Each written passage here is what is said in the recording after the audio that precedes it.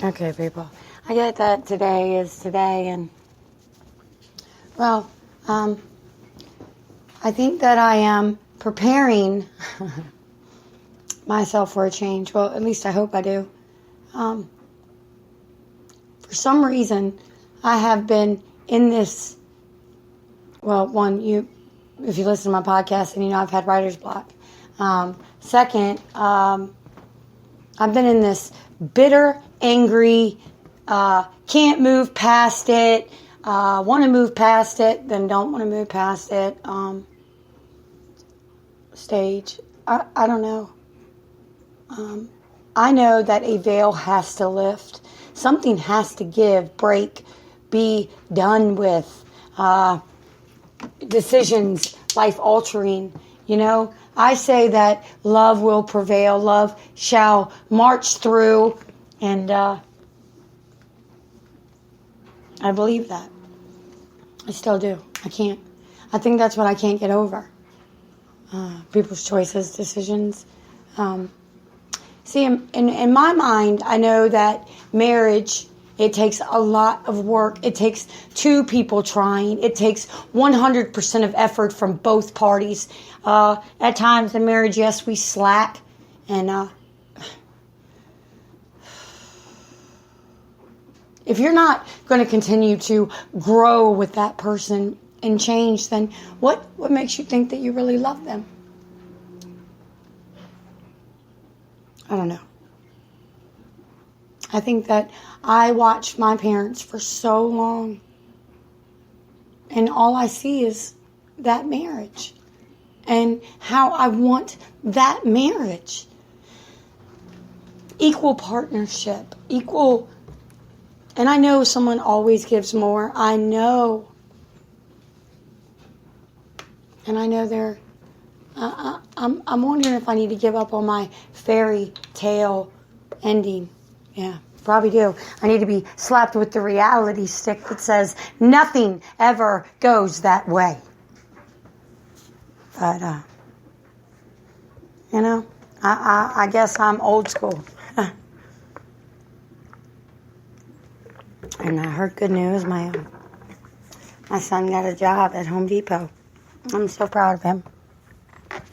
The reason I'm so proud of him is now I get his Home Depot discount. But I am glad he got a job at Home Depot. Believe it or not, he also he might have a welding competition this weekend. Go, Bo. That's all I can say. I'm proud of you, kid. But on to my recording. Can I tell you a story of a life unfolded and refolded so many times that the sheets no longer hold the creases? That shape the image of a square sheet, folded and molded the way a sheet is supposed to be. See, it's been washed so many times, it's lost that stiffness, that itchy, dry feel. Even after all those washes, it still carries the smell of home. It's a strange thing to think a sheet would fit better. It has been stretched so many times you no longer have to pull to make it fit. It's worn and lays so softly upon the bed. Sheets like that, well, I cannot bear to throw away. They feel as if they finally belong upon my shelf. I feel the texture and know this sheet will feel like heaven as I lay my tired body down. It's cool against my skin. The cotton, well, it carries the aroma that smells like me. I have no other way to explain that sensation beneath my sheets. My life is like that sheet. I have been folded so many times, stretched and faded with holes. I can no longer be something new. I can no longer wish to be something shiny and stiff. I tend to sway towards the comforts of home. In fact, I don't wish to be a part of normal society anymore. The very thought of having to bend or conform makes me run towards the door. Why, I ask myself, do I have to explain myself to the people who say they know me so well? What you see is what you get. I have no fake fronts to give. I did that daily trudge through all those bodies that held no refuge for me. I tire quickly these days. What energy I give takes everything from me. Why can't people see? Why do they choose to be the version of someone else's dream? I am a walking nightmare on most days, capable of breaking down at a moment's notice. The fight to flee, well, it overwhelms me. I read the signs. I have to overreach the lessons given to me. This is me, I say.